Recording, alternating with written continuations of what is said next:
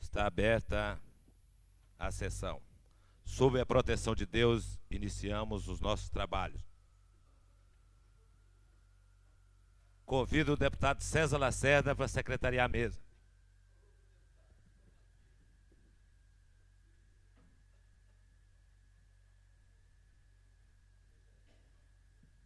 Solicito fazer a chamada nominal para verificação de quórum, senhores deputados. Deputado Benício Tavares, ausente. Deputado Cafu, ausente. Deputado César Lacerda, presente. Deputado Cláudio Monteiro, ausente. Deputado Daniel Marques, presente. Deputado Edmar Pirineus. Deputado Edmar Pirineus, ausente. Deputado Filipelli, presente. Deputado João de Deus. Deputado João de Deus, ausente. Deputado Jorge Cauí. Deputado Jorge Cauí, ausente. Deputado Zé Edmar. Deputado Zé Edmar, ausente. Deputada Lúcia Carvalho. Deputada Lúcia Carvalho, ausente. Deputado Luiz Estevão. Deputado Luiz Estevão, ausente. Deputada Maninha. Deputada Maninha, presente. Deputado Manuelzinho. Deputado Manuelzinho, presente. Ausente. O Flávio chegou ali, eu pensei que era o Manelzinho, por isso que eu falei presente. Deputado Marco Lima. Deputado Marco Lima, ausente. Deputado Marcos Arruda. Deputado Marcos Arruda, ausente. Deputado Odilon Aires. Deputado Odilon Aires, presente. Deputado Peniel Pacheco. Deputado Peniel Pacheco, ausente. Deputado Edmar Pirineus. Deputado Edmar Pirineus, presente. Deputado Renato Rainha. Deputado Renato Rainha, ausente. Deputado Rodrigo Hollenberg. Deputado Rodrigo Hollenberg, ausente. Deputado Xavier. Deputado Xavier, ausente. Deputado Zé Ramalho. Deputado Zé Ramalho, ausente. Deputado Geraldo Magela. Deputado Geraldo Magela, presente. Deputado Manuelzinho. Deputado Manuelzinho, presente. Deputado Luiz Estevão. Deputado Luiz Estevão, presente. 2, 3, 4, 5, 6, 7, 8, 9. 9 deputados presentes, portanto, há quórum para discussão. Passamos então ao pequeno expediente e eu concedo a palavra ao deputado Renato Rainha. Na ausência do deputado Renato Rainha, concedo a palavra ao deputado César Lacerda.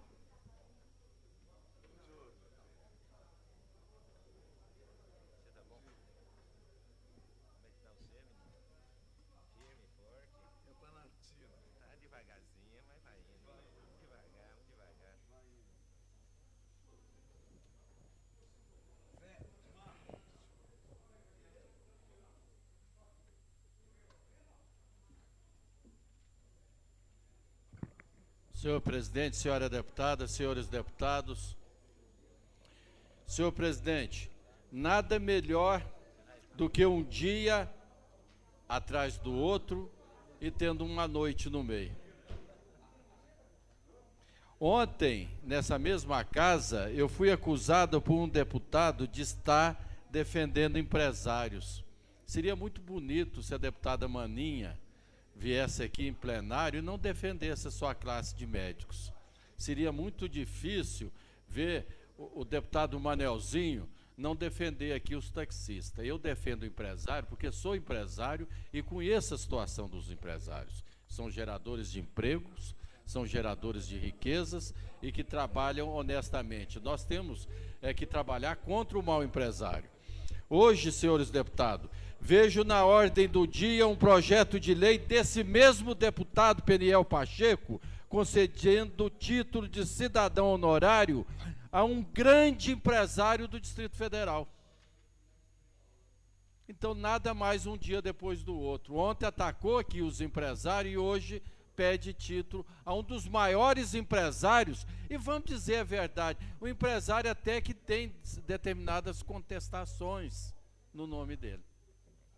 Será, senhor presidente, que seria justo da minha parte dizer agora que esse deputado é o verdadeiro representante da classe empresarial? Eu não posso dizer porque ele não representa o empresário.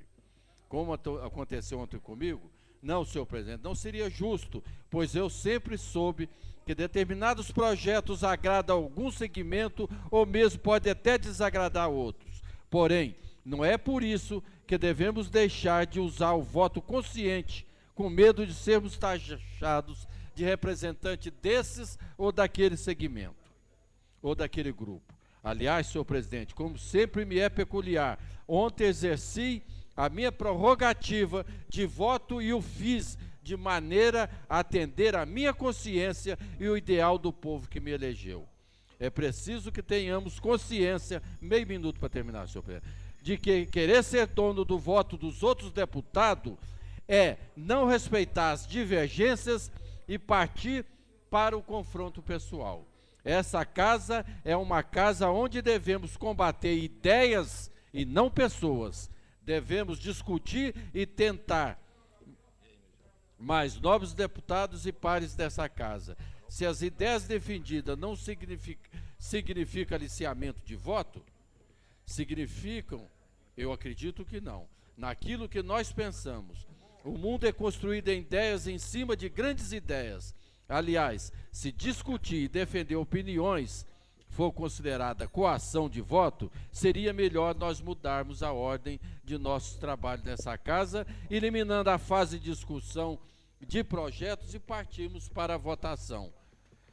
Assim será melhor. Para fiscalizar, senhor presidente, gostaria de deixar claro a este deputado que eu apoio o projeto de lei de sua autoria que concede o título de cidadão honorário de Brasília a esse cidadão hoje. E faço conscientemente. E assim o faço, não por ser somente representante deste ou daquele segmento, mas por entender que empresário não ofende a sociedade, muito pelo contrário, dignifica. Também assim o faço, por entender que a essência de um deputado é a sua consciência. E a minha, senhor presidente, aponta para a justeza do projeto apresentado. Muito obrigado. Conceda a palavra ao deputado Cafu. Não, eu vou passar a presidência para a Magela. Chama a Magela lá que eu vou passar a presidência para ele.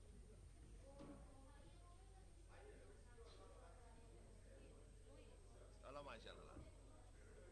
Cafu, 3 minutos. Senhor presidente, senhoras e senhores deputados, nós estamos apresentando neste momento, em conjunto com os parlamentares da bancada do PT e de outros partidos, requerimento propondo a criação de uma comissão parlamentar de inquérito para apurar as causas e circunstâncias relacionadas com a exploração sexual, prostituição, abuso sexual e maus tratos de crianças e adolescentes no Distrito Federal. Temos conhecimento da gravidade desse fenômeno a partir de informações divulgadas pela imprensa, de pesquisas realizadas no Distrito Federal, no país e pela CPI da prostituição infanto-juvenil, desenvolvida pela Câmara Federal. Redes de motéis, hotéis, taxistas, traficantes de drogas, além das ocorrências nas próprias famílias, estão presentes nos relatos. Embora alguns estudos já tenham sido realizados, não se conhece ainda a dimensão real, ou seja, o contingente de crianças e adolescentes vítimas dos maus tratos, negligência, abuso e exploração sexual no país e as circunstâncias em que ocorrem estes fatos. Sabemos, no entanto, que existem verdadeiras redes que as exploram. Sabemos que adultos servem-se dos corpos dessas crianças e adolescentes, de ambos os sexos, pagando pelos serviços prestados. Uma das sequelas a que essas crianças e adolescentes estão sujeitas são problemas de saúde gravíssimos, incluindo-se o risco de serem contaminadas pela AIDS. Queremos saber quais são as redes que atuam criminalmente no DF. Queremos que os responsáveis por essa prática criminosa sejam claramente identificados e responsabilizados por seus atos. Queremos mais. Com essa CPI pretendemos fazer com que a sociedade abra os olhos, deixe de fingir que não sabe o que está acontecendo com as crianças condenadas à miséria neste país. Queremos que essa CPI se debruce criticamente sobre este problema para que tenha capacidade, ao final de seus trabalhos, de propor políticas públicas eficazes no enfrentamento da exploração sexual de crianças e adolescentes. Esta é a tarefa do governo democrático e popular. Alguns passos já foram dados pelo GDF, o que acreditamos estarem no caminho correto. O programa Brasília Criança, desenvolvida pela Secretaria de Desenvolvimento Social e pela Fundação do Serviço Social, apontam nessa direção. Senhor presidente, eu passo para o último parágrafo, para me encerrar minha fala, e que considere como lido o depoimento que eu tenho aqui. É importante que a Câmara Legislativa tome conhecimento das ações e iniciativas que estão sendo desencadeadas pela Campanha Nacional de Combate à Exploração Sexual Infanto-Juvenil. Consideramos importante também outras iniciativas oriundas da nossa bancada, apresentadas pela deputada Maria José Maninha, no sentido de contribuir para a discussão do tema. Era o que eu tinha a dizer. Muito obrigado. Senhor presidente, para encerrar, eu queria dizer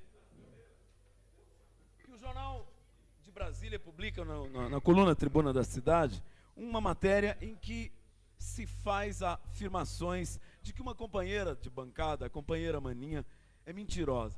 Eu queria dizer ao senhor José, a gente até topa esse debate, deputada Maninha, eu quero encarar esse debate com a bancada do PMDB. Aliás, a bancada do PMDB deve uma série de esclarecimentos, porque o PMDB vive de uma história que não foi construída por esses que hoje são PMDBistas. Aliás, nessa casa, os PMDBistas de última hora não honram a história daqueles Conclua, por favor, do passado do PMDB.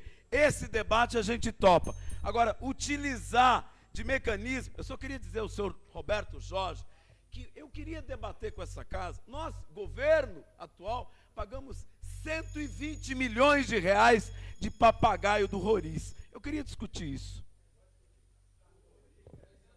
Conceda a palavra ao deputado Cláudio Monteiro. Na ausência do deputado Cláudio Monteiro, conceda a palavra ao deputado Adão Xavier. Na ausência do deputado Adão Xavier, conceda a palavra ao deputado Marcos Arruda. Na ausência do deputado Marcos Arruda, conceda a palavra ao deputado João de Deus.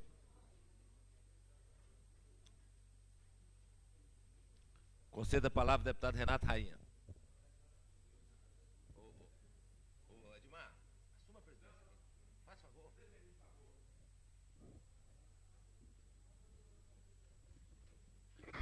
Senhor presidente, nobres deputados, exatamente neste momento onde a sociedade tem sofrido com o aumento do índice de criminalidade, com a violência que se espalhou em todo o Distrito Federal e tem causado pânico a toda a nossa população, exatamente neste momento em que deveríamos estar ouvindo das autoridades do governo, quer local, quer federal, um prestígio na área de segurança pública, medidas que deixem a área de segurança pública em melhores condições para bem combater a criminalidade. Exatamente neste momento nós estamos ouvindo o inverso. É o famoso terrorismo natalino que se procura implantar na área de segurança pública.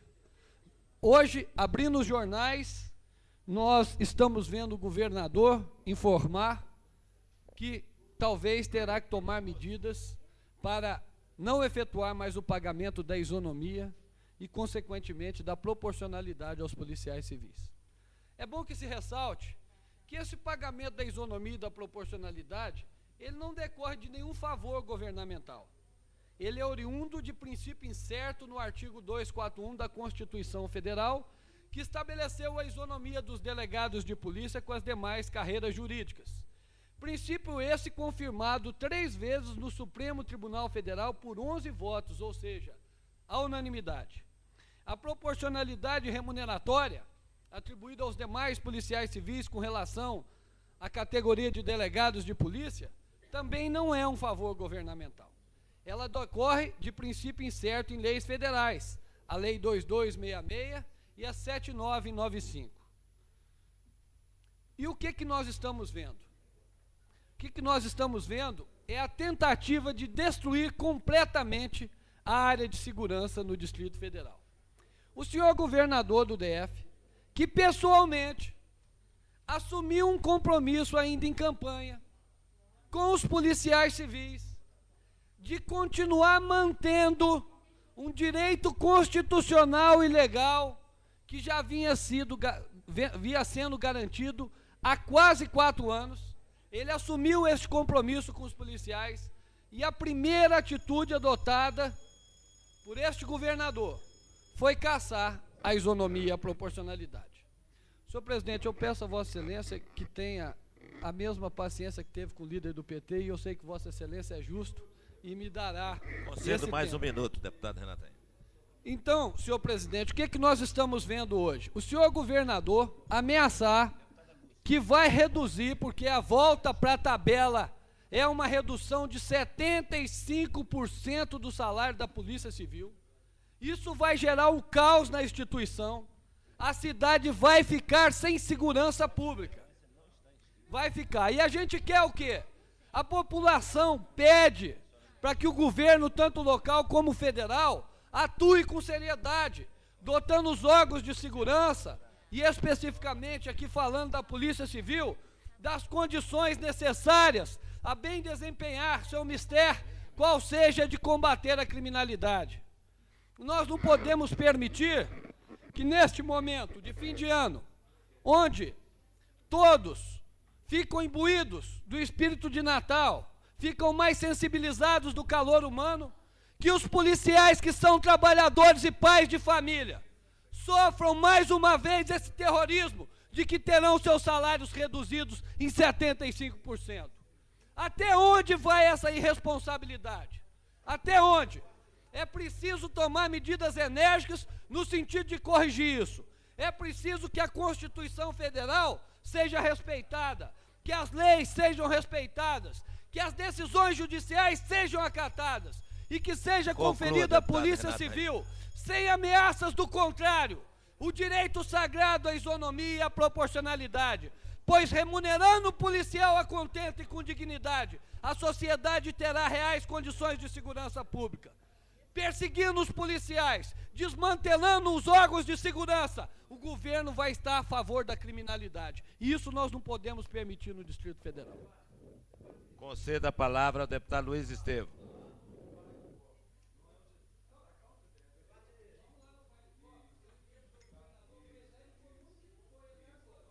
Senhor presidente, senhoras e senhores deputados, ontem, para a surpresa geral da população do Distrito Federal, o governador anunciou um pacote de medidas contra o bolso do contribuinte.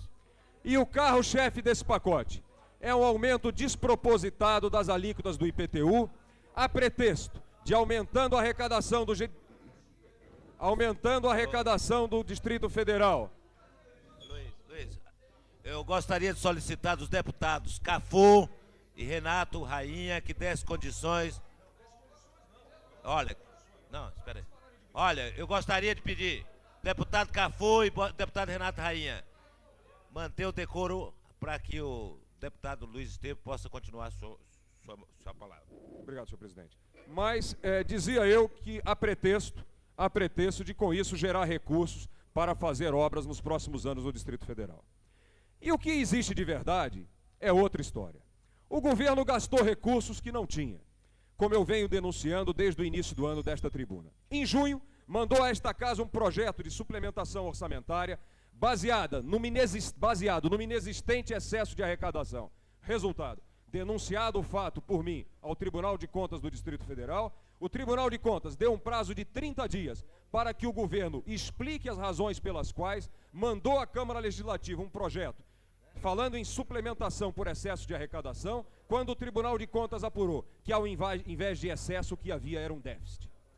Já pouco tempo depois, denunciava eu aqui também o despropósito do aumento das diárias de viagens de 100% promovido pela Secretaria de Administração do Governo do Distrito Federal. Enquanto os servidores não têm aumento de salário, as diárias daqueles que viajam por conta dos cofres públicos foram aumentadas, em outubro, em 100%.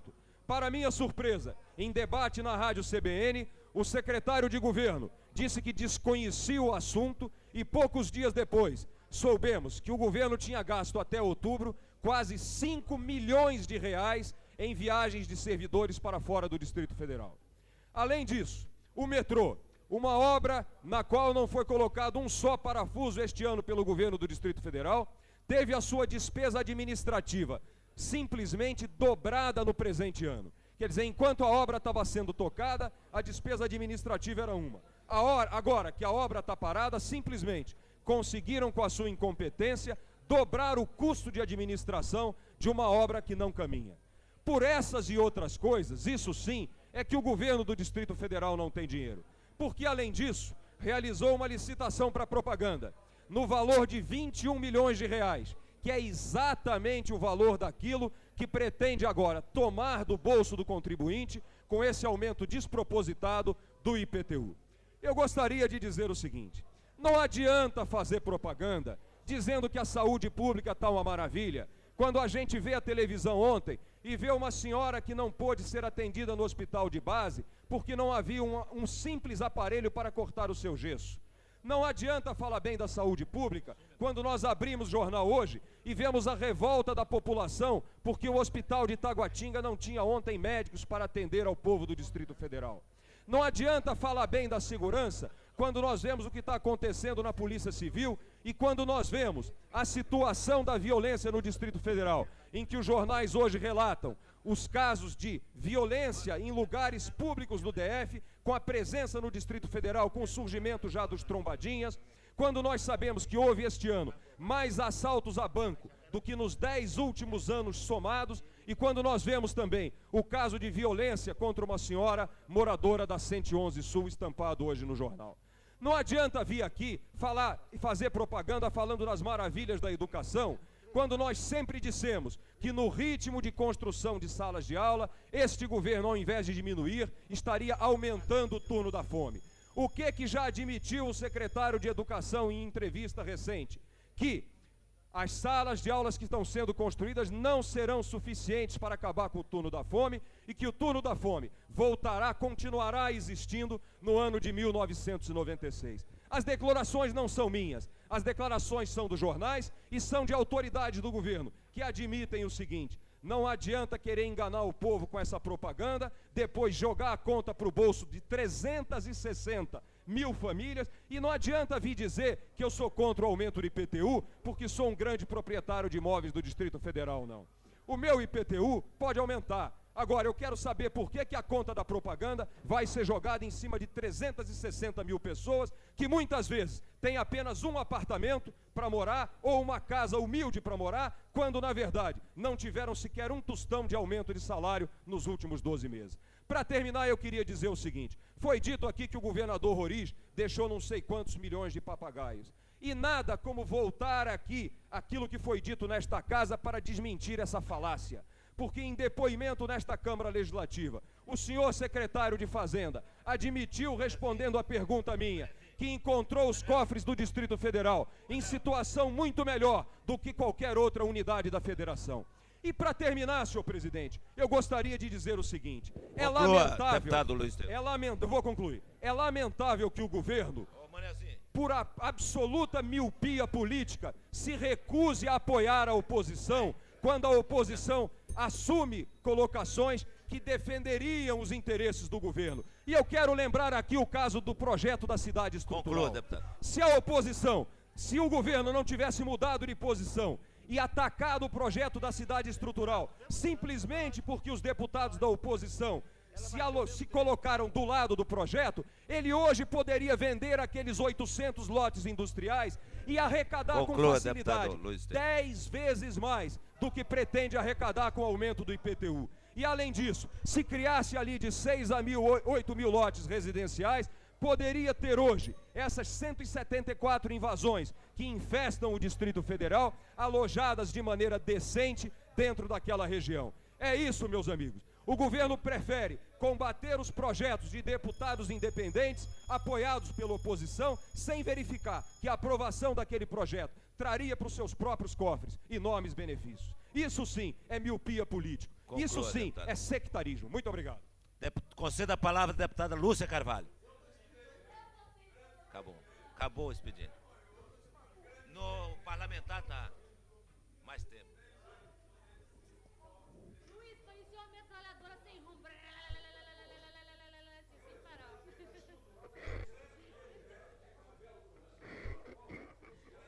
Senhores parlamentares, senhora parlamentar, companheiros da imprensa, servidores desta casa. Eu quero dizer que eu tenho muito orgulho de pertencer a um governo que tem coragem de tomar medidas que envolvem toda a população. E medidas estas que estão sendo colocadas para discussão. Eu acho que determinadas medidas, elas vão de fato incomodar algumas pessoas, vão incomodar interesses de corporações, mas é preciso entender o momento que a gente está vivendo. E se os deputados que me antecederam e que exigiram transparência desse governo e perguntaram onde ele está gastando, eu vou dizer. A União deixou de transferir mais de 200 milhões para pagamento das áreas de saúde, segurança e educação. Eu vou dizer no quê?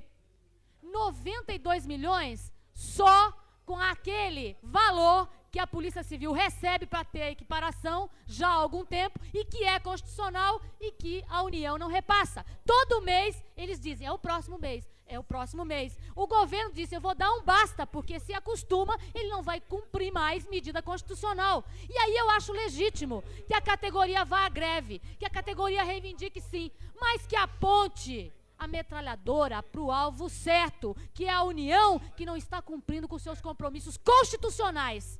Outros compromissos na área de educação.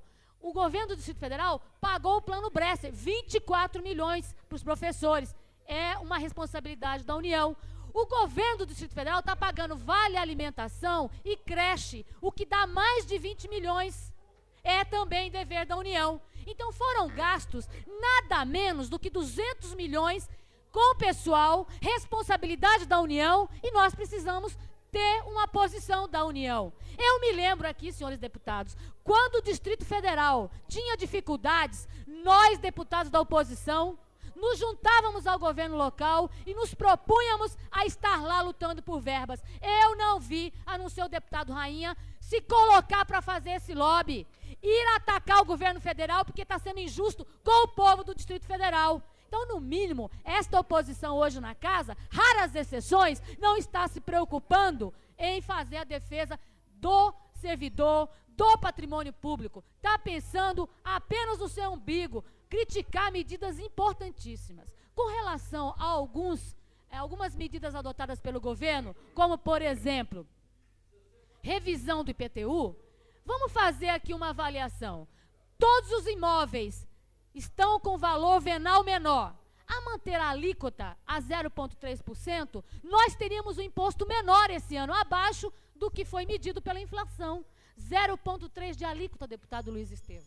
Se nós mantivéssemos em 0,3% e não propuséssemos, que está sendo proposto 0,5%, nós teríamos este ano um pagamento menor de IPTU, porque o senhor que trabalha nessa área sabe muito bem que o valor venal dos imóveis caiu, consequentemente a arrecadação seria menor. Eu gostaria, inclusive, que o nosso governo propusesse a alíquota progressiva, ou seja, que os imóveis tivessem o valor de 0,3 até 1,5 ou 2, como é feito em grandes capitais que já têm organização.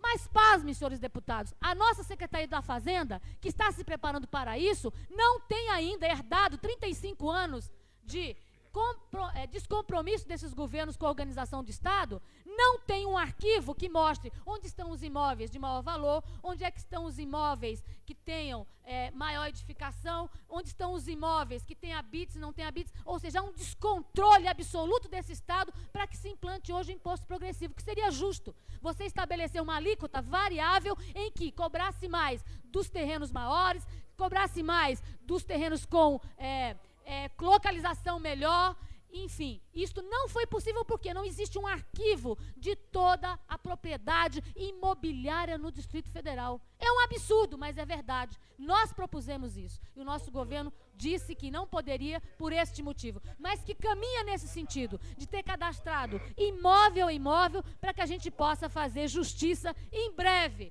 para que quem tem mais possa pagar mais. Eu quero aqui usar do que o deputado Geraldo Magela colocou, inclusive, uma discussão que eu acho corretíssimo.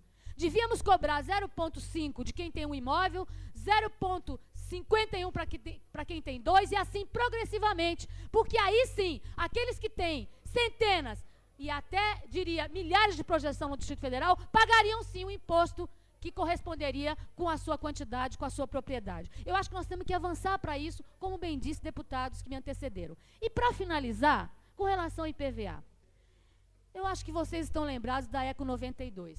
Na ECO 92, um ponto foi tirado e que as indústrias automobilísticas estão seguindo a partir de 92. Os veículos têm, até o ano 2000, que acabar com a descarga de poluentes no ar e vem adotando medidas de segurança. No entanto, os veículos com mais de 10 anos não têm essa obrigação. Os veículos com mais de 10 anos têm problemas mecânicos, portanto, sujam mais as pistas, danificam mais a sinalização. Isentar o pagamento de 360 mil veículos no Distrito Federal é, no mínimo, injusto. Eu não quero que eles paguem mais, até porque a alíquota é equivalente ao valor do veículo. Ou seja, se o veículo vale menos, a alíquota será menor. Agora, injusto seria se nós não cobrássemos absolutamente nada. Eles usam dos equipamentos que são instalados pelo DETRAN, pelo DR, com impostos recolhidos da população. Eu quero travar esse debate, eu não quero fazer aqui, companheiros, um palco para acusar e defender governo. Eu quero discutir medidas que foram apresentadas. Eu quero saber se os deputados, por exemplo, concordam que esse governo faça economia com relação aos veículos os veículos oficiais. Eu quero saber se os deputados aqui concordam que a gente faça uma economia no combustível. E quais são as economias que a Câmara vai apresentar para que a gente possa cortar os gastos públicos? E quais são as medidas que a gente pode apresentar para, no mínimo, manter a arrecadação, para que a gente possa continuar prestando um serviço à população do Distrito Federal? É esse o debate que eu quero fazer. Eu não quero vir aqui ouvir acusações ou defesas do governo. Eu quero saber as medidas que a gente vai aqui defender, porque vai vir o projeto para a Câmara Legislativa. Medidas essas que nós vamos poder contribuir, que nós vamos poder aprimorar. Nós estamos sendo chamados, e eu vou concluir, senhor deputado, por favor, é porque o assunto realmente requer uma discussão e não apenas uma brincadeira de oposição e situação neste plenário. Eu gostaria, inclusive, que a gente pudesse fazer debate sobre medidas de contenção de gastos e de melhoria da arrecadação de impostos no Distrito Federal, sem penalizar a população, no grande expediente. E ouvir as contribuições do deputado Zé Edmar, ouvir as contribuições do deputado Cafu, do deputado Rodrigo, do deputado Cláudio Monteiro. É esse o debate que eu quero implantar na Câmara. É o desafio que nós temos pela frente, porque os projetos vão chegar semana que vem. E nós temos que participar da melhoria desses projetos. Conceda a palavra ao deputado José Edmar.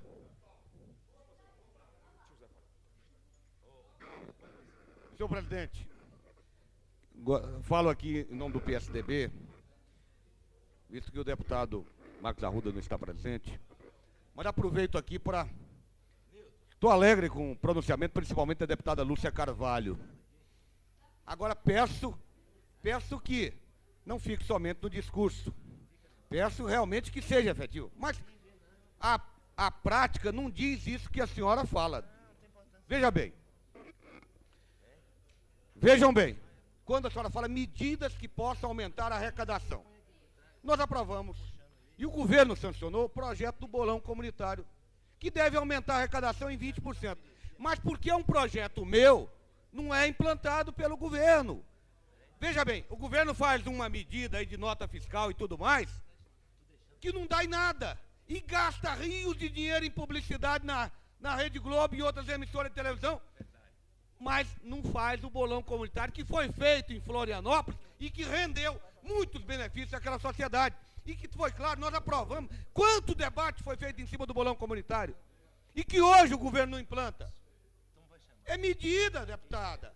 É medida, senhor governador, que aumenta a arrecadação, mas que o governo não implanta. Vamos aqui falar a verdade. Chega de ficar cortando aqui, cortando acolá. Vamos, por exemplo, tirar o meu companheiro de partido, o Bastu, da Terra Cap, que não se entende nada de iniciativa privada. Vamos dar uma... Vamos falar a verdade. O rapaz não sabe trabalhar numa empresa como que deve ter arrecadação. Muito pelo contrário, prejudica. De um lado é as igrejas, de outro lado é os empresários, de outro lado cria problema aqui e acolá. Vamos falar a verdade. E eu topo falar, inclusive, no meu partido. Agora, eu acho melindroso falar de repasse da União para o governo do Distrito Federal. Visto que, nas contas que temos, o governo federal já repassou mais esse ano do que repassou ano passado. E eu não quero entrar nessa celeuma. Eu acho que é um ponto que melindra muito. É um ponto que, se quiser se estabelecer um confronto com o governo federal, quem vai sofrer é a população do Distrito Federal. E eu quero conclamar a deputada Lúcia Carvalho, junto com o Marcos Arruda, junto com o senador José Roberto Arruda, que foi um senador do qual fizemos muito esforço para voltar ao partido, ao PSDB, justamente para estabelecer uma ponte entre o governo do Distrito Federal e o governo federal, viabilizando recursos. Que façamos um esforço de entendimento junto com o governo federal, viabilizando recursos para o Distrito Federal, recursos que nós já sabemos que foram maiores esse ano do que o ano passado. Mas não nos curvamos, não vamos nos abster de buscar outros recursos necessários ao desenvolvimento dessa cidade. Agora, é necessário que o governo, Cristóvão Buarque, que é um governo praticamente de pessoas estatizantes, como é o caso do secretário de Indústria e Comércio, um comunista da Secretaria de Comércio, que dá para fazer piada, de rir. Qual é a atitude que esse moço está fazendo para buscar o desenvolvimento? Vamos falar a verdade, deputada. Vamos falar, eu falei do partido. Agora estou falando de Carlos Alberto. Que diabo de Carlos Alberto entende Secretaria de Indústria e Comércio? Aí não tem desenvolvimento. Não tem jeito. O rapaz viveu a vida toda num segmento comunista. A vida inteira. Vamos colocar um empresário na Secretaria de Indústria e Comércio e vamos ver o resultado, como é que muda. Eu não tenho dúvida. Não tenho dúvida que aí, meio discussão, nós vamos encontrar aumento de arrecadação em Brasília. Vamos, por exemplo, implantar a CPI da evasão fiscal aqui e ver o que foge de Brasília nos petróleos, no liquefeito de petróleo em Brasília. Vamos ver onde é que está a evasão fiscal de Brasília. Vamos implantar a CPI aqui para ver. No Rio, o aumento de arrecadação foi violento. Em 10 dias aumentou 480%. Agora, é impressionante como é que é imobilizado o governo para fazer o aumento de arrecadação. Eu acho que existe perseguição, existe inoperância. E quando falei aqui, falei dois casos. Falei do meu partido, falei de um outro secretário que está aí a serviço do empresariado, mesmo camuflado no partido, no PPS. Dizendo de esquerda, mas camuflado e fazendo as vezes dos empresariados. É necessário que se diga a verdade, que venha para a discussão, mas uma discussão verdadeira, uma discussão que seja a cara da verdade em Brasília, que possamos olhar na cara a cara do contribuinte e não fazer medidas que venham a prejudicar a sociedade por causa da inoperância, por causa da incapacidade de administrar. Quero desafiar mais, como é que uma empresa como a Terra Cap, com tantos imóveis? Outro exemplo, claro. Há 4 anos atrás implantamos aqui a CPI da Terra. Mostramos a invasão lá no Vicente Pires. Governo Roriz não quis implantar lá, fazer o que a CPI. O que a CPI orientou e fez até um projeto. E essa casa se omitiu em votar o projeto da CPI da Terra, que tinha o prazo regimental de 5 sessões.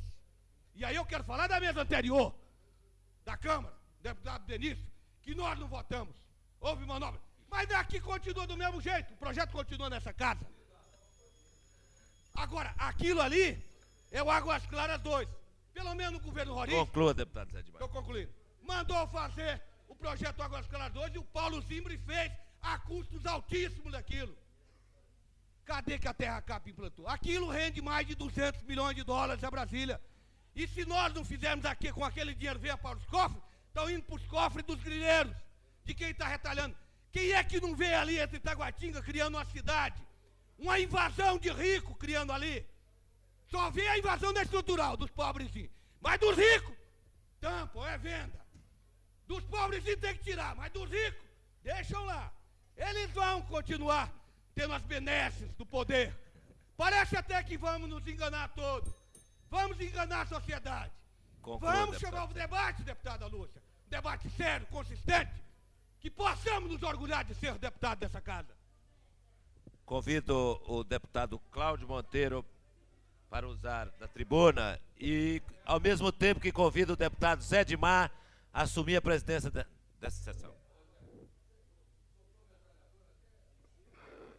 Senhor presidente, senhores deputados, se avizinha nessa casa um momento singular,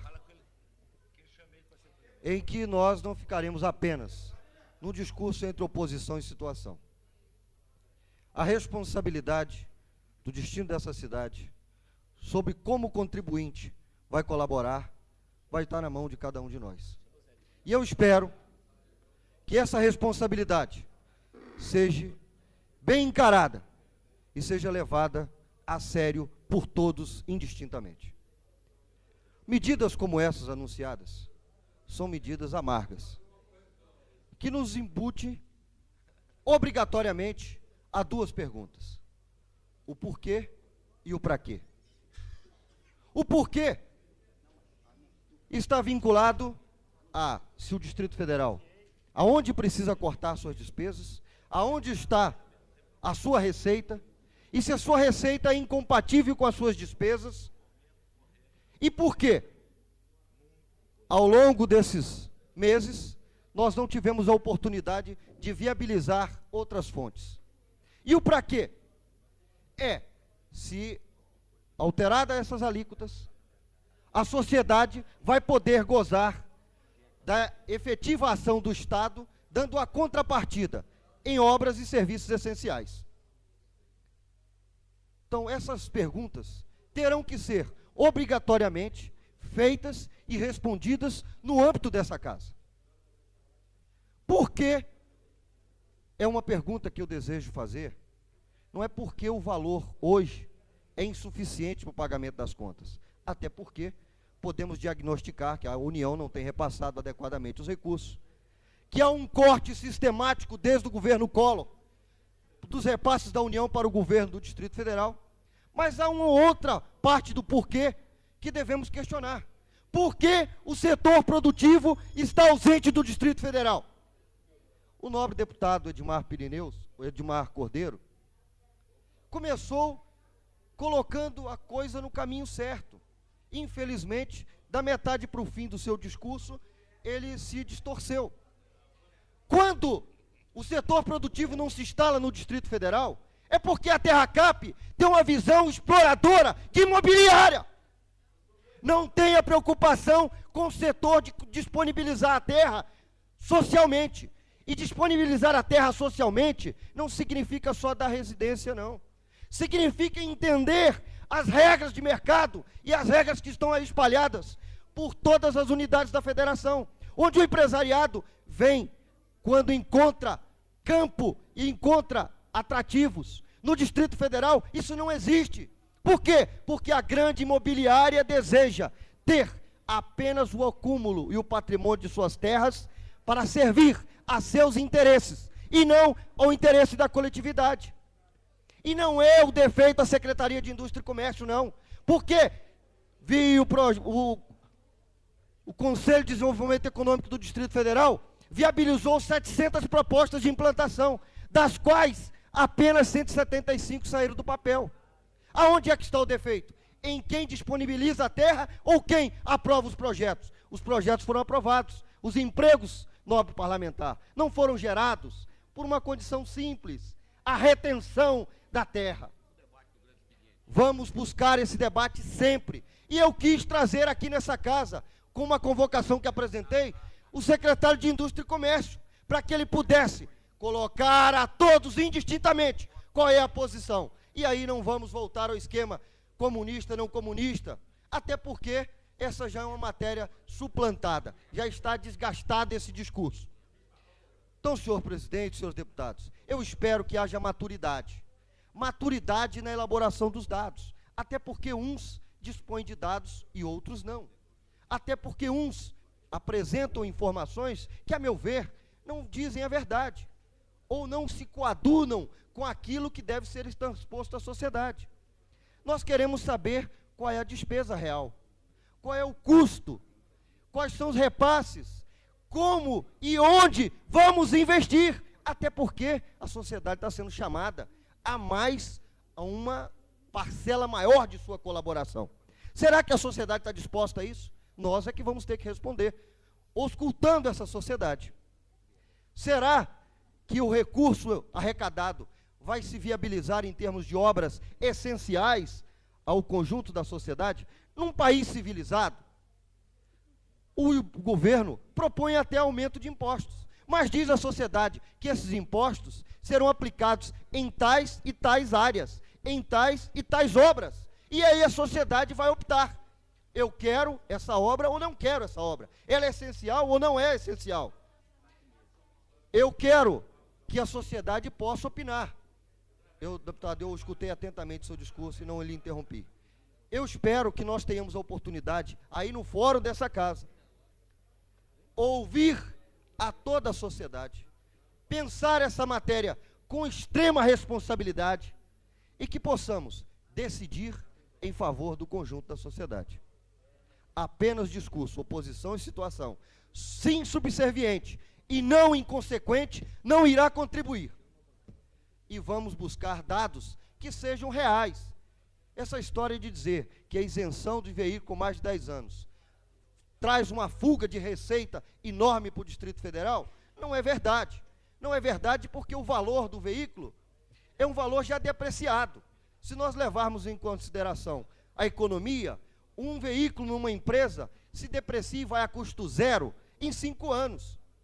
Não é verdade que os demais estados da federação praticam essa informação de isenção só a partir de 15 anos. Essa é outra inverdade. Os nossos estados vizinhos praticam a isenção a partir dos 10 anos. Dizer que isso vai gerar um montante X de arrecadação é um dado ainda a se jogar no escuro. Por quê? Porque esse valor depende do valor venal do veículo. Como os imóveis caíram no seu valor real, certamente os veículos. Ninguém vai comprar um veículo de 1985 por R$5.000. Já foi assim no passado. Hoje, esse veículo não chega a atingir 3. E depende da marca, que são diversas marcas. Então, fazer apenas um cálculo, estabelecer um valor igual e multiplicar pelo número de isentos, não é a matemática correta. A ordem dos fatores, nesse caso, altera o produto. E como altera? Então, eu espero que nós tenhamos, primeiro, a sabedoria e a tranquilidade para conversarmos, para discutirmos, para verificarmos, como representantes da sociedade do Distrito Federal, como é que vai ser conduzida essa coisa. As relações que sempre contestamos, de toda vez, e isso é prática nesse país, de se alterar e se criar novos impostos, e se alterar alíquotas. Essa é a prática, é até a prática comodista. Nós não queremos discutir por esse ângulo. Queremos ter a oportunidade de apreciar na íntegra. E olha, esse país já viveu muito do discurso de vamos tirar de quem pode contribuir para passar para quem não pode contribuir. E isso não alterou a realidade social do país. Muito pelo contrário. Se deu até o apelido, porque a realidade é outra. Antigamente nós tínhamos os miseráveis. Hoje substituíram o nome miserável por excluídos. Só que a realidade continua a mesma. São os mesmos que eram miseráveis e hoje são excluídos e continuam como excluídos. E essa história de dizer que vou tirar de quem tem para dar para quem não tem, isso é brincadeira. Isso pode acontecer em filme. Em filme pode pegar muito bem. Na realidade brasileira não, e na realidade mundial também não. Então essa casa está sendo chamada a um momento singular de discutir essas matérias sem procurar impor a ninguém nenhum tipo de dogma, nenhum tipo de ideia preconcebida. Vamos discutir com números, com clareza, tudo o que for possível e buscar, não apenas puxar do contribuinte, mas gerar efetivamente renda e emprego no Distrito Federal. Essas são medidas, e tenho certeza que a líder do governo comunga comigo, que são primordiais para que o governo não viva de medidas emergenciais. Até porque esse país precisa retomar o trilho do crescimento.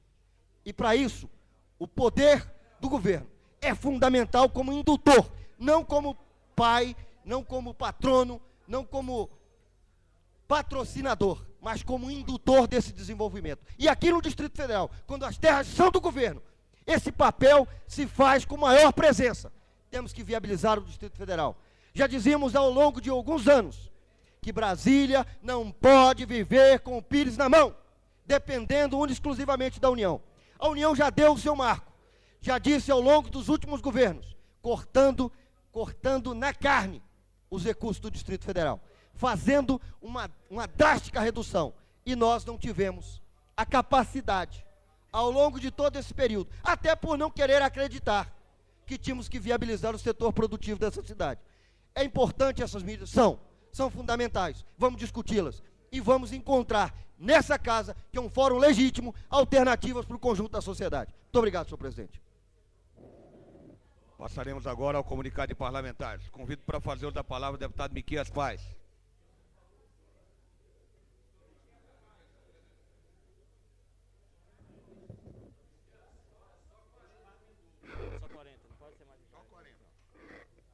Senhor presidente, senhores deputados, eu, antes de mais nada, gostaria de salientar e, ao mesmo tempo, elogiar um fato que está acontecendo no Rio de Janeiro hoje, acredito que seja importante para o Brasil inteiro, que é a marcha de 1 milhão pela paz.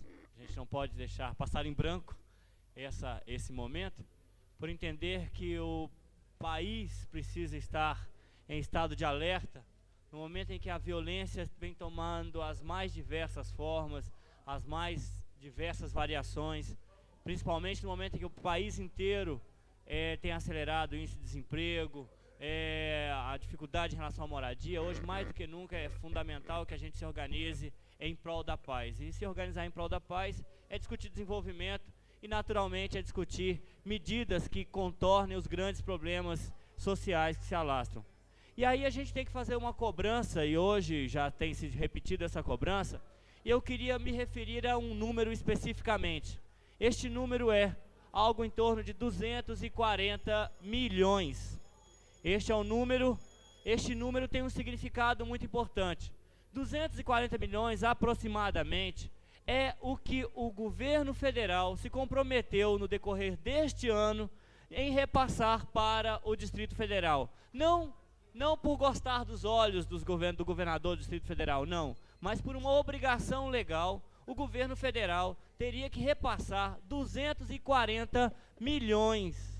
Ou seja, seria algo mais ou menos 19 vezes a mais do que o governo conseguiu investir este ano em obras, em recuperações de espaços, em uma série de itens que estão perceptíveis, principalmente no que se refere às vias públicas, que a gente pode perceber a sinalização.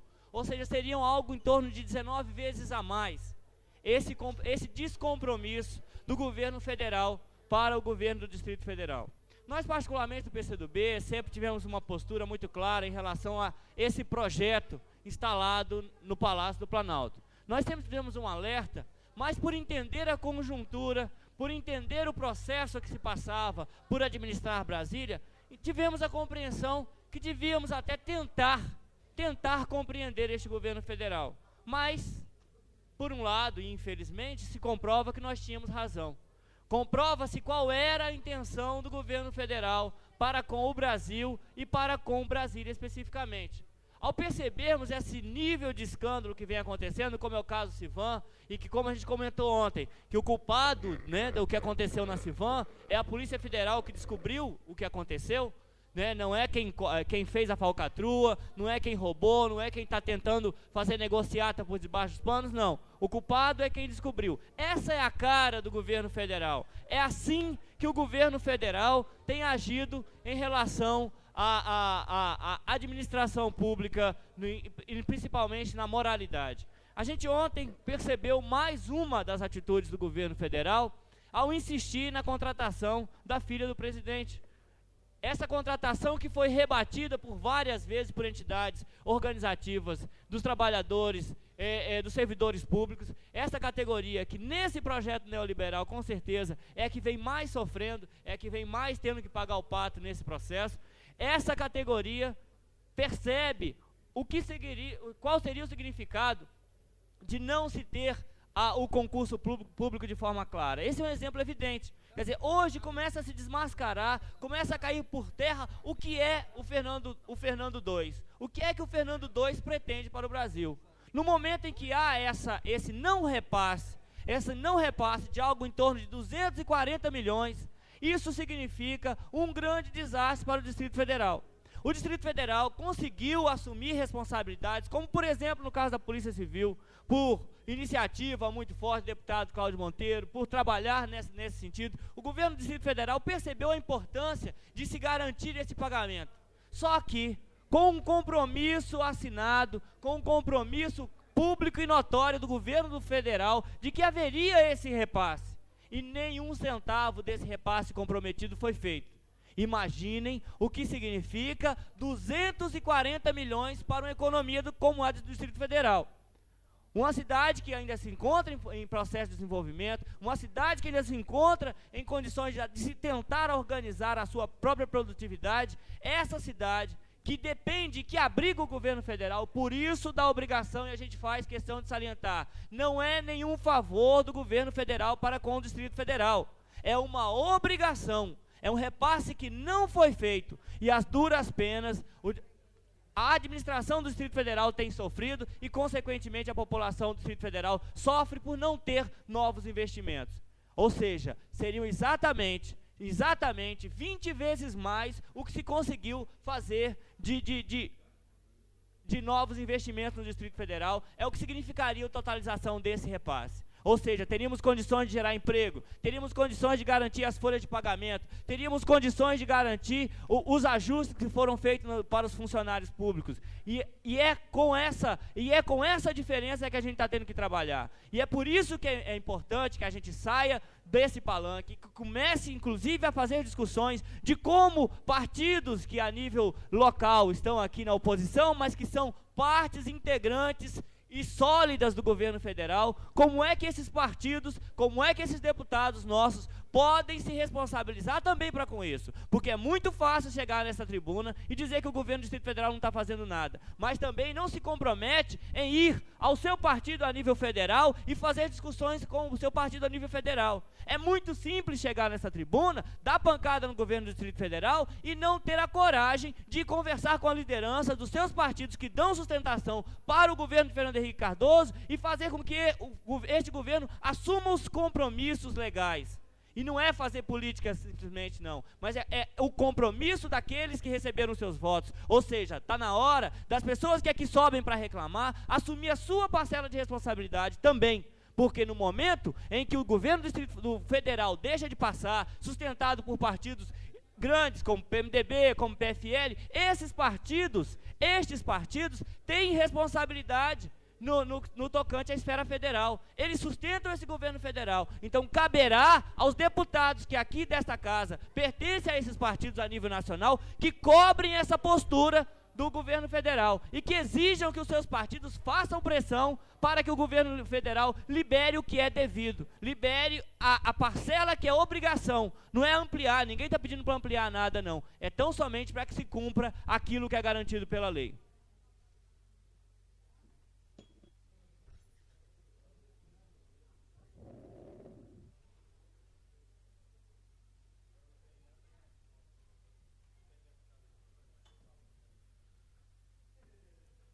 Convido para fazer uso da palavra o deputado Odilon Aires. Estando ausente, o deputado Edmar Pirineus. Se abstendo, convido a deputada Lúcia Carvalho. Estando ausente, convido o deputado Cláudio Monteiro.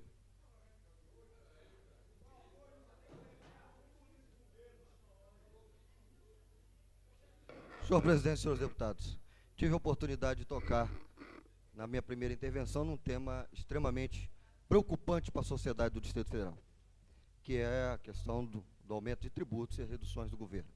E nesse instante, também pretendo tocar em outro tema que sei também ser preocupante para a sociedade. Ontem ocupei essa tribuna para alertar que o jogo de empurra, a forma desumana, irresponsável com que a União tratava, está tratando e tratava a questão da Polícia Civil, tinha que ser repudiado por todo o conjunto da sociedade e carecia dessa casa a nossa preocupação e do conjunto da população do Distrito Federal o pensar sobre essas matérias. Inclusive fiz uma nota dizendo a quem interessa desestruturar a melhor Polícia Civil do país, a quem interessa destruir o que está aí corretamente. Fiz uma relação direta entre o governo do Rio de Janeiro, do PSDB, e o presidente da República, também do PSDB. E mostrei que se por esse caminho se conduzirmos, até com aquela relação partidária tão íntima, nós estaremos fadados ao insucesso no Distrito Federal. E a população que tanto reclama de segurança, que tem apontado esse como um dos pontos fundamentais, vai ter motivos para reclamar muito mais. Até porque os trabalhadores prestaram o seu serviço e entregaram ao conjunto da sociedade todo o seu esforço e têm tido de sobressalto a medida do não pagamento do salário de novembro.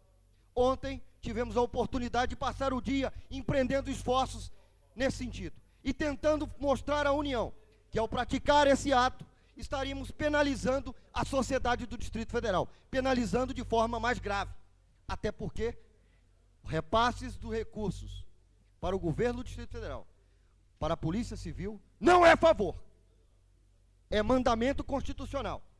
Portanto, é direito líquido e certo.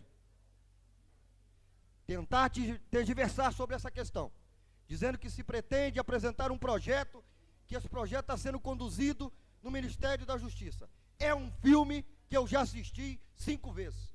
Aliás, já assisti esse filme desde o governo Sarney, quando nem deputado era. Temos alertado. Ontem, no final do expediente, a União fez a sua manifestação de dizer que estaria encaminhando as soluções para o pagamento da Polícia Civil e resolvendo essa questão em definitivo. Espero que não passe de um blefe, espero que não passe de uma afirmativa vazia, até porque a lei está aí e assim impõe, e não quero que a classe trabalhadora venha a ser obrigada a participar da recusa temporária do processo produtivo, nesse caso, do processo de trabalho, fazendo com que a população seja penalizada com uma greve. E pelos ânimos hoje instalados no Distrito Federal e na instituição, será uma greve selvagem, contra quem, na realidade, não merece e não tem culpa disso, que é a sociedade do Distrito Federal. Mas os trabalhadores, tendo praticado todo o seu ofício, tendo cumprido com o seu papel integralmente, não podem e não devem ficar à mercê da própria sorte. Então esse é um papel que exige de todos nós, do governo do Distrito Federal e principalmente do governo do senhor Fernando Henrique Cardoso, responsabilidade. E olha, está acostumado o governo federal a pegar alguns bois e alguém para bode expiatório. Fez isso recentemente com a Polícia Federal. Em vez de apurar efetivamente o tráfico de influência, quis penalizar a Polícia Federal. E hoje, tem feito com a Polícia Civil do Distrito Federal ao longo de janeiro até agora, onde o governo do DF tem sido obrigado, e até porque recebe esse serviço, é o governo do Distrito Federal que recebe esse serviço, não é outra pessoa, tem sido obrigado a fazer a complementação salarial. Ninguém, em sã consciência, vai abdicar de receber a metade do seu salário. E olha, impor isso à sociedade e à categoria é um sacrifício que nenhum dos dois está disposto a compartilhar. Ele está disposto a suportar. Então é bom que a União faça o repasse dos recursos e que o governo do Distrito Federal faça a sua parte, que é buscar via todas as ações necessárias para que esse repasse ocorram na sua totalidade e no menor espaço de tempo, porque não queremos penalizar a ninguém, nem a categoria e nem a sociedade. E espero que cada um dos meus pares possa colaborar com essa matéria. Muito obrigado. Convido para falar da palavra a deputada Maninha.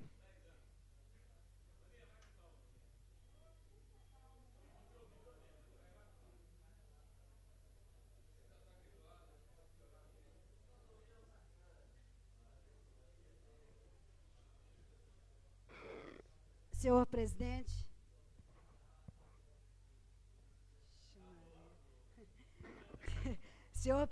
senhores deputados, hoje eu venho aqui como parlamentar e como médica.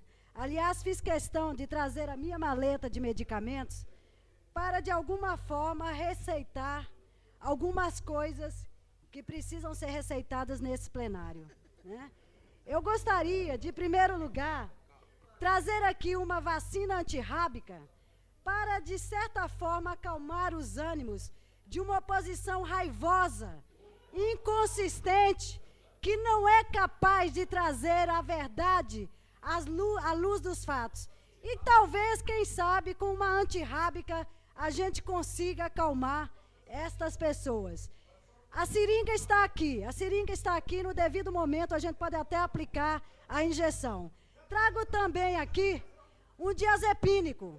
Para quem não sabe o que é diazepínico, é um medicamento que costuma acalmar as pessoas. E acho que neste plenário, daqui para frente, vai ser necessário sempre esta maleta aqui com o medicamento para que a gente possa utilizar e acalmar certas pessoas. Trago aqui também, nesta ampola, o soro da verdade. É necessário o soro da verdade nesse plenário.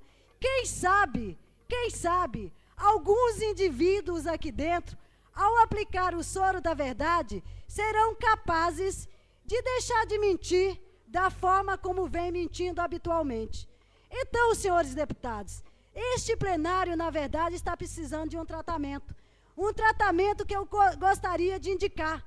Quem sabe, depois da lei aprovada, da minha autoria, do deputado Cafu e do deputado Benício Tavares, que é a instituição do tratamento psiquiátrico no Distrito Federal, nós consigamos, de uma vez por todas, abolir desse plenário mentiras, fatos inverídicos, dissimulações, desonestidades que são apresentados aqui. E eu gostaria de chamar a atenção para aqueles que vieram aqui hoje atacar o governo em relação ao pacote que está sendo implantado pelo governo democrático popular. Eu gostaria de relembrar alguns cidadãos que matematicamente são incapazes de fazer contas, algumas realidades do que foi dito aqui. Relembrar que na área da saúde, no governo passado, nós tivemos um gasto de R$1.967.000 repassado para a cidade do entorno através de um convênio que esta Câmara não poderia ter aprovado, que era um convênio que permitia às cidades do entorno, com dinheiro do cidadão do Distrito Federal, contratar profissionais, equipar hospitais e, às vezes, até, sem nenhuma prestação de contas, desviar esse dinheiro para onde a gente não sabe. Então, eu gostaria que estes mesmos que vêm aqui dizer que a saúde do Distrito Federal está muito bem, se lembrassem do passado, se lembrassem dessas contas, aonde foi parar o dinheiro do imposto do cidadão brasiliense, que ao invés de equipar o Hospital de Planaltina, que o deputado Daniel Marques sistematicamente vem aqui denunciar, o Hospital de Braslândia, que deveria ter recebido R$1.967.000. Este dinheiro foi repassado à Prefeitura de Padre Bernardo, à Prefeitura de Cidade Ocidental, de Luisiânia, para fazer política às custas do dinheiro do Distrito Federal. Eu gostaria também de perguntar aqui, quando vem dizer que este governo não está construindo escolas. Quantas escolas foram construídas no governo passado? E vocês eram parlamentares do governo passado. Por quê? Hoje se diz que o nosso governo não constrói salas de aula. Quais foram as contas que vocês fizeram? Porque as salas de aula estão construídas. Basta ir verificar. Não é necessário ir para a imprensa dizer que não houve construção de sala de aula. Eu gostaria de perguntar também, na área da saúde, durante 2 anos, o nosso tomógrafo, o nosso aparelho de radiação do hospital de base não prestava atendimento à população. Para onde foi o dinheiro que deveria ter feito o conserto dos aparelhos? Porque só nesse governo isso foi efetivado. Gostaria que os senhores deputados respondessem. E por aí vai. Agora vir aqui dizer que um pacote moralizador, um pacote que pretende arrecadar para exatamente ir de encontro às aspirações das populações de baixa renda, é um pacote populista, é um pacote que não atende às reivindicações do povo, isso é brincadeira. Por que não vieram aqui discutir conosco? Por que não vieram, no exato momento, discutir questões fundamentais, como sempre nós propusemos? Como, aliás, o governo está propondo. O IPTU não está implantado. O governo está chamando a sociedade para a discussão da implantação do IPTU. Isso foi feito no passado? Eu gostaria de perguntar aos senhores, quando foi feita essa discussão? Essa é uma nova modalidade de governar. Talvez os senhores não estejam, de acordo com essa nova modalidade. Talvez a democracia esteja incomodando a muitos, porque a democracia não foi implementada no passado. Mas, senhor presidente, eu gostaria de trazer aqui um artigo assinado pelo senhor Roberto Jorge, do Diretório Regional do PMDB do Guará. Este senhor pretende responder um artigo assinado da minha autoria. E o meu artigo ia ao cerne da questão na análise do PMDB atual. Quem é o atual PMDB e quem foi o MDB no passado? O MDB das lutas democráticas e o PMDB do fisiologismo. O PMDB que sabe utilizar a imprensa com baixarias, com situações que ele próprio não sabe esclarecer. E eu gostaria de dizer a esse PMDB que me acusa de ter um tratamento diferenciado com os grileiros, que aqui estão as minhas moções apresentadas. Moções que tratam da instalação de água potável no bairro São José da Agrovila São Sebastião. Moção que trata da instalação de energia elétrica no bairro Bela Vista da Agrovila São Sebastião. E eu gostaria de perguntar ao PMDB se estas pessoas que moram nessas regiões são grileiros. E, inclusive, vão fazer uma nota à população da Agrovila São Sebastião dizendo que o PMDB os considera grileiro e que a deputada que veio aqui solicitar água e luz para aquela população está sendo chamada de deputada conivente com grileiros. Porque esta população aqui é baixa renda. É baixa renda. E eu as defenderei em qualquer situação. E não é grileiro. Acho que o conceito de grileiro do PMDB é um conceito diferente. Porque grileiro, para mim, é quem grilou terra pública e vendeu. E estas pessoas, na verdade, moram em situação, que eu diria, situação difícil. E é necessário que se resolvam as suas condições. Gostaria de dizer também ao senhor Roberto Jorge, que me acusa de nepotismo.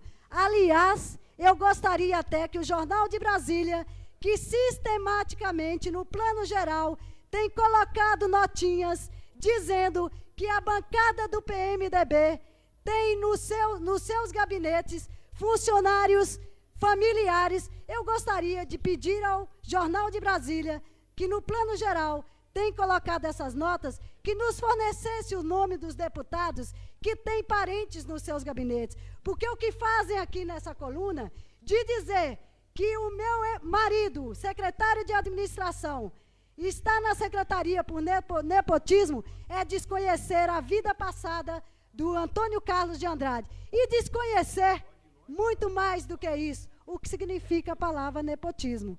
Gostaria de dizer que a minha filha... Os melhores secretários que eu conheci no GDF. Que a minha filha Cristiana Doyle é concursada do serviço público e foi indicada chefe do seu setor por eleições no seu local de trabalho. Se isso é nepotismo, eu tenho muito orgulho de ter uma filha concursada que passou no concurso público e que foi indicada pelos seus pares para chefiar um setor. Isso não é nepotismo. Nepotismo é muito mais. Nepotismo é o que nós observamos em determinadas situações.